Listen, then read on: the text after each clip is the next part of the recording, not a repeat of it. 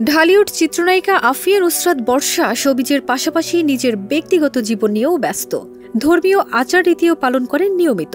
সদ্যই উমরা হজ পালন করতে মক্কায় গিয়েছিলেন, আর সেখান থেকে ফিরেই বড়সড় সিদ্ধান্ত নায়িকার।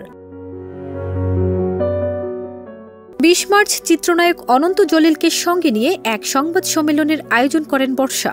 সেখানে এসে জানালেন অভিনয় ছেড়ে দেবেন তিনি।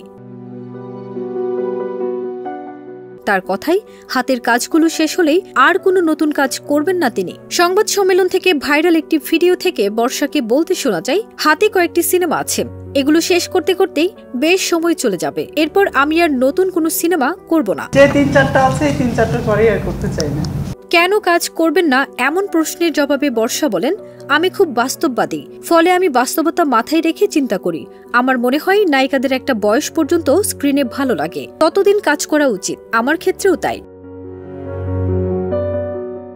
সিনেমা ছাড়ার কারণ ব্যাখ্যা করে বর্ষা আরও বলেন, তাছাড়া আমার বড় ছেলের বয়স 10, ছোট ছেলের 7, কয়েক বছর পরই বড় ছেলের 14-15 বছর হয়ে যাবে। তখন সে যদি দেখে মা সিনেমার নায়িকা, তখন কি ভাববে? এসব চিন্তা করেই সিনেমা ছেড়ে দেওয়ার সিদ্ধান্ত নিয়েছি।